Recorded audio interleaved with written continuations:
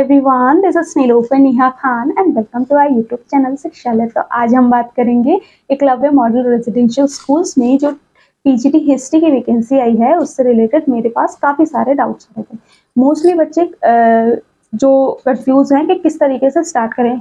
कईयों ने तो स्टार्ट कर दी है लेकिन उन्हें आज भी इस तरीके के डाउट है कि कौन सी बुक्स पढ़ें, कौन से प्रैक्टिस सेट यूज़ करेंगे, क्योंकि अगर ओवरऑल चीज़ों को आप देखोगे तो एक तरीके से ये फर्स्ट टाइम आपका एग्जाम होने वाला है। तो आपको किन चीज़ों पे ज़्यादा फोकस करके चलना पड़ेगा, किन चीज़ों को आप थोड़ा सा छोड़ भी सकते हो, उनसे भी आपका काम चल जाएगा। और देखिए, मेन चीज़ रखिएगा कि एट द एंड हमारा सिलेक्शन होना चाहिए, ठीक है। अब हम वो चाहे हम ग्रेजुएशन तक का पढ़ के करें या फिर सिर्फ एनसीईआरटी तक रह कर पढ़ें, डिपेंड करता है कि आप कितना पढ़ रहे हैं और किस तरह से पढ़ रहे हैं। ये चीज़ें याद रखें। ज़रूरी नहीं है कि हम ग्रेजुएशन तक का पढ़ेंगे तभी हमारा सिलेक्शन होगा।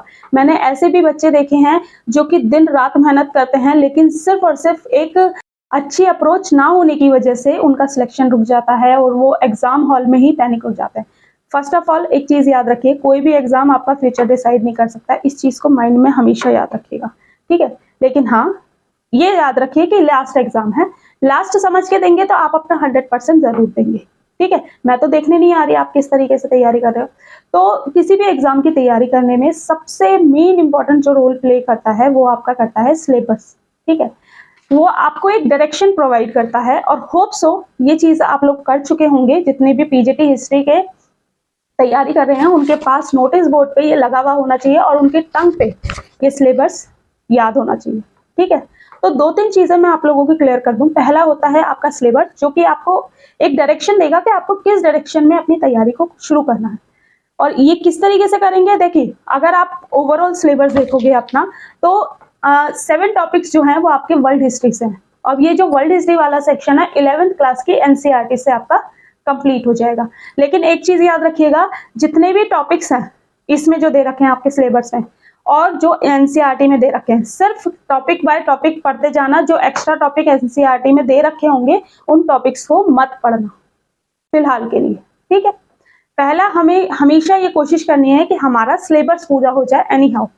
जब सिलेबस पूरा हो जाता है तो एक कॉन्फिडेंस बिल्ड होता है। जब आपके पास ये कॉन्फिडेंस बिल्ड हो जाए ना, और देखिए मैं सही बता रही हूँ, जितना सिलेबस है ना, अगर आप थोड़ा फास्टली चीज़ों को लेके चलेंगे, थोड़ा जल्दी चीज़ें टॉपिक करने की कोशिश करेंगे तो मेरे हिसाब से डेली 1-2 टॉपिक आप कर सकते हो। तो 7 टॉपिक आपके वर्ल्ड हिस्ट्री के हैं और अभी मैं इस तरीके से बता रही हूँ कि आपको जस्ट एक स्टार्टिंग किस तरीके से करनी है, ठीक है। फिर धीरे धीरे अपनी अप्रोच बढ़ाते जाइएगा। तो उसके बाद जो भी टॉपिक्स हैं वो आपकी 12th क्लास से हैं, जैसे कि ब्रिक्स, ब्रेड्स एंड बोन्स, ये वाला जो टॉपिक है। इसके बाद की जितने भी टॉपिक्स हैं, ठीक है, यहाँ से जितने भी, होप्स हो ये आप लोगों को दिख रही हो, लाइट का इफेक्ट ना पड़े तो, है। तो ये वाले जो टॉपिक्स हैं इनके बाद आपको ये करना है। अब ये सारे टॉपिक जो हैं ये 12th क्लास की एनसीईआरटी में कवर हो रहे हैं। एक चीज याद रखिए, आप 12th क्लास की एनसीईआरटी जब पढ़ते हैं तो आपको 3 बुक्स दिखाई देती हैं, एक मिडीवियल, एक एंशिएंट और एक आपकी मॉडर्न हिस्ट्री, ठीक है। ये तीनों ही बुक आपके लिए इंपॉर्टेंट होती हैं, लेकिन एक चीज याद रखिए, ये हमेशा ध्यान में रखना कि हमें कौन सी चीज नहीं पढ़नी, कौन सी चीज नहीं पढ़नी। जो हमारे टॉपिक नहीं दिए हुए हैं उन्हें हमें अभी थोड़ा सा दूर ही रखना है। लेकिन हर एक चैप्टर में कुछ सब टॉपिक्स होते हैं या फिर कह लीजिए ऐसे टॉपिक होते हैं जिनके बिना वो टॉपिक कंप्लीट ही नहीं माना जाएगा, लेकिन आपके सिलेबस में वो नहीं इस तरीके से बताए हुए होते। तो वो चीज़ें आपको कैसे पता चलती हैं, जब आप उस टॉपिक को पढ़ते हो। एग्जाम्पल के लिए मैं आपको बताऊं तो जैसे कि आप पढ़ते हो प्रथम विश्व युद्ध, ठीक है। प्रथम विश्व युद्ध जब पढ़ते हो तो आपको लीग ऑफ नेशन पढ़ना ही पढ़ना है, क्योंकि ये इसका टेल टॉपिक है, ठीक है। ये क्या है, क्योंकि अगर आपने प्रथम विश्व युद्ध पढ़ना है तो लीग ऑफ नेशन आपको पढ़ना ही पड़ेगा, क्योंकि बहुत ज्यादा इंपॉर्टेंट रोल प्ले करता है। फिर इसके बाद अगर हम बात करें कि अगर आप द्वितीय विश्व युद्ध पढ़ते हैं, ठीक है, सेकेंड वर्ल्ड वॉर पढ़ते हो, तो आपको यूएनओ पढ़ना होता है, संयुक्त राष्ट्र संघ। तो इस तरीके के टॉपिक्स आपको बहुत ज्यादा देखने को मिलते हैं।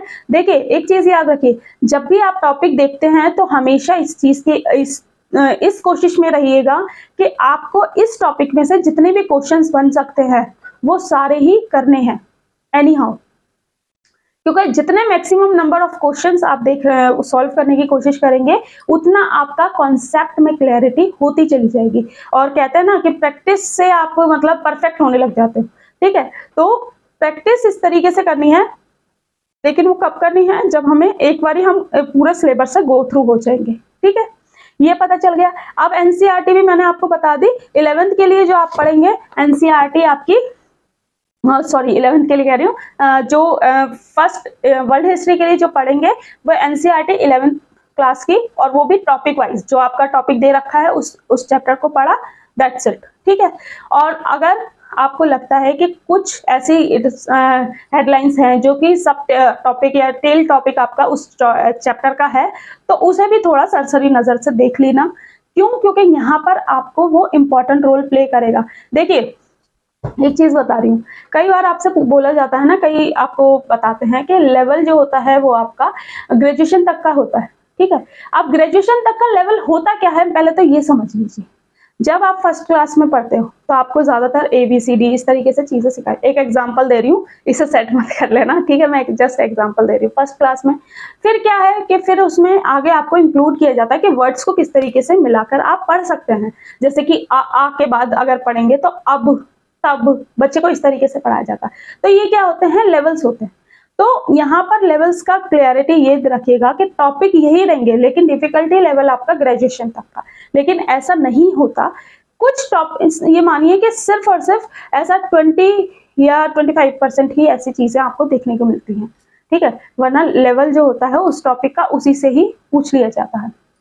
और एक चीज याद रखिए कि आप ग्रेजुएशन में अगर कोई चीज ग्रेजुएशन लेवल तक की पढ़ने जाएंगे ना, तो हर एक टॉपिक के लिए एक पूरी की पूरी इतनी मोटी बुक है, आप कितना पढ़ सकते हैं। तो स्मार्ट स्ट्रैटेजी के साथ फर्स्ट ऑफ ऑल आपको एनसीईआरटी इन्हें कंप्लीट करना है टॉपिक वाइज। दूसरी चीज को क्या है, दूसरी चीज आप ध्यान में रखेंगे कि आपको प्रैक्टिस कैसे करनी है। देखिए आपने कितना पढ़ा है ये मायने नहीं रखता, आपका सिलेक्शन होता है या नहीं होता ये मायने रखता, ठीक है। अब वो किस तरीके से पता चलेगा कि आप कितना जानते हो चीजों को, वो पता चलता है हमें प्रैक्टिस से। तो प्रैक्टिस के लिए जैसे कि मैंने आपको शुरू में ही बताया कि ये एग्जाम एक तरीके से पहली बार ही हो रहा है, ठीक है। तो यहाँ पर आप प्रैक्टिस के लिए एनवीएस के पीजीटी हिस्ट्री के पेपर्स, डीएसएसबी के पीजीटी हिस्ट्री के पेपर्स, और यहीं पर आप केवीएस के पीजीटी हिस्ट्री के पेपर्स, इन सबको सॉल्व करेंगे, ठीक है। इन सबको देखेंगे, इनका डिफिकल्टी लेवल देखेंगे। देखिए ओवरऑल इन्होंने एनसीईआरटी को बेस बनाते हुए चीजों को कंटिन्यू कर रहे हैं। और अगर आप एनवीएस और केवीएस और डीएसएसबी को देखोगे तो यहाँ भी एनसीईआरटी ही बेस बनती है आपके एग्जामिनर का। तो यहाँ पर ये प्रीवियस ईयर पेपर्स आपको काफी हेल्पफुल रहेंगे आपके प्रिपरेशन में। फिर इसके बाद क्या करना है, पहले आपका सिलेबस कंप्लीट हो गया, आप गो थ्रू हो गए सिलेबस से, ठीक है। फिर उसके बाद आपको प्रीवियस ईयर पेपर्स देखने हैं, जो जितने भी मिलते हैं, जितने पॉसिबल हो पाएंगे वो मैं आपको टेलीग्राम पे शेयर कर दूंगी, ठीक है। और जो आप लोग ट्राई कीजिएगा कि आप कोशिश करें कि एटलीस्ट 10 या 15 प्रीवियस ईयर पेपर्स ओवरऑल, मतलब केवीएस, एनवीएस और डीएसएसबी, इनके भी ओवरऑल पीजीटी हिस्ट्री वाला सेक्शन जो है उन क्वेश्चन पेपर से करिएगा, ठीक है। उससे आपको काफी हेल्प मिलेगी। फिर उसके बाद अगर हम बात करें, आपको पता चल जाएगी कि एग्जामिनर किस माइंडसेट से किस टॉपिक में बोलना, मतलब आपसे क्वेश्चन पूछना चाह रहा है। इतनी चीजें जब आपको पता चल जाएंगी तो थोड़ा सा चीजों को एनालाइज कीजिएगा, उसके अकॉर्डिंग दोबारा से चीजों को पढ़ना शुरू करें। किस तरीके से कि दोबारा अपने रिवीजन मोड पे, और हमेशा याद रखिए कोई भी टॉपिक करेंगे उसके हफ्ते के लास्ट में उन सारे टॉपिक्स को एक बार आपको रिवाइज करना है, क्योंकि ये मतलब हम कब चीजें भूल जाते हैं हमें खुद भी नहीं पता चलता, ठीक है।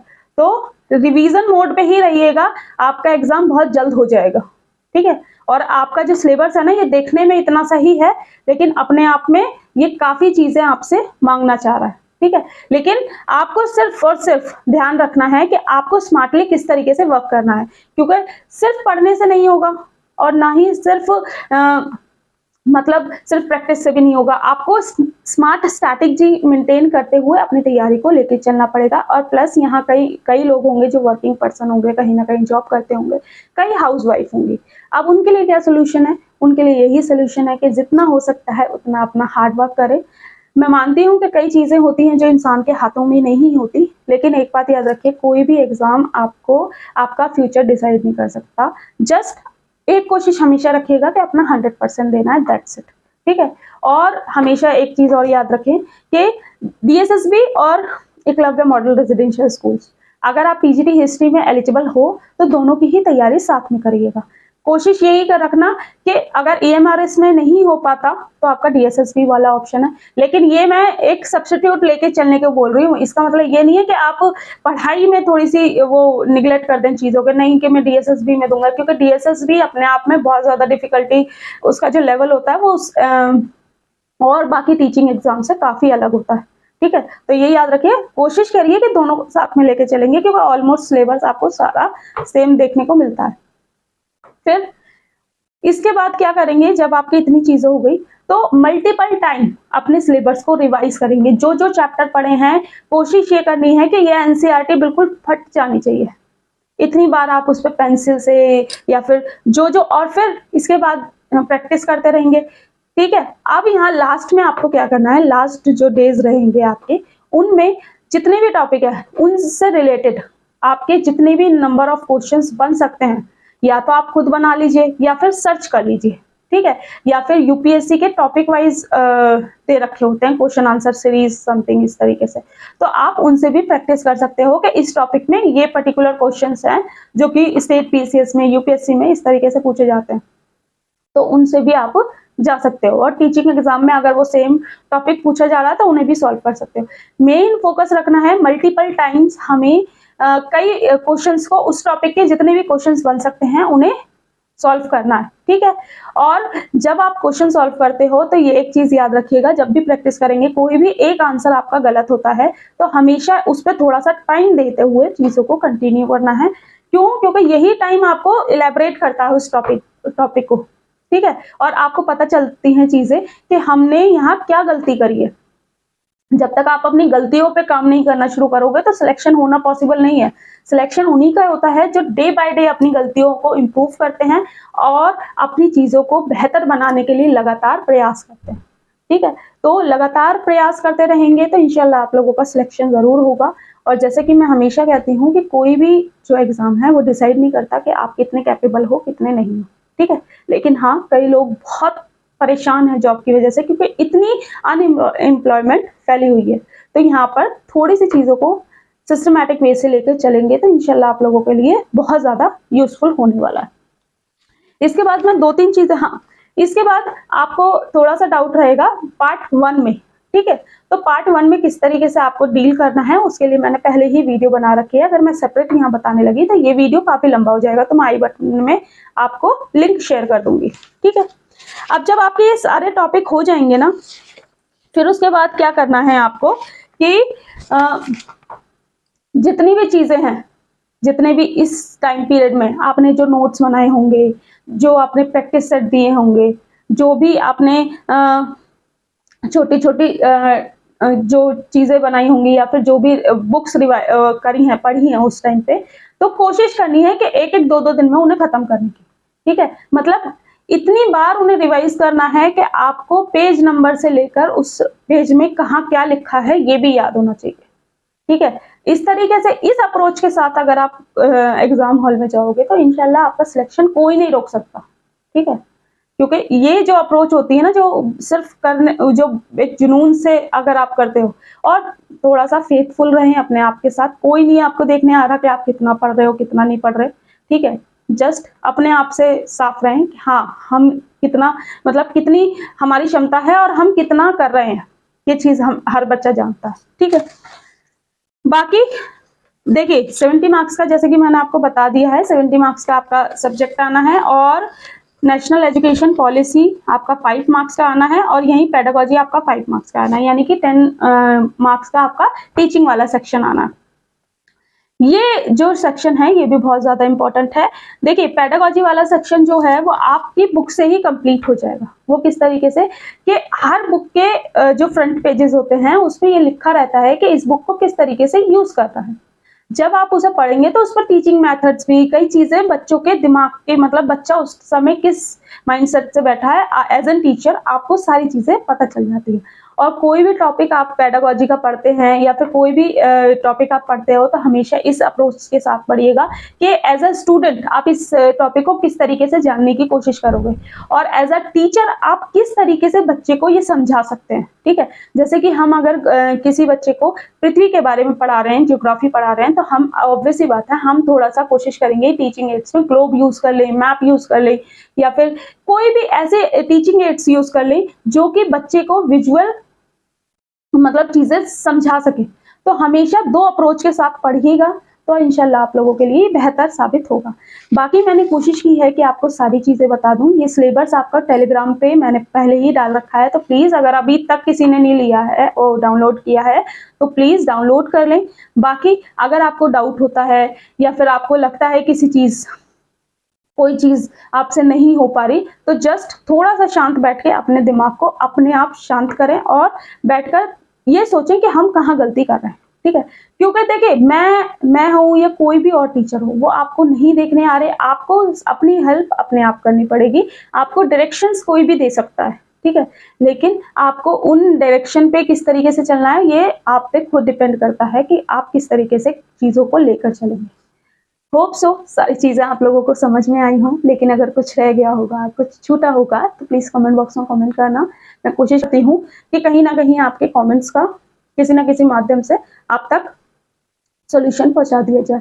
बाकी अगर इसके अलावा भी आपकी कोई परेशानी होती है नोट से रिलेटेड या किसी भी चीज से टेस्ट सीरीज से रिलेटेड तो आप इस व्हाट्सएप नंबर पे कांटेक्ट कर सकते हैं। वीडियो अच्छी लगी हो, इंफॉर्मेटिव लगी हो तो प्लीज लाइक एंड शेयर करना and thank you for watching. और बिना घबराए बिना पैनिक हुए चीजों को करते रहिए, इंशाल्लाह आप लोगों के हक में चीजें होंगी। Thank you for watching.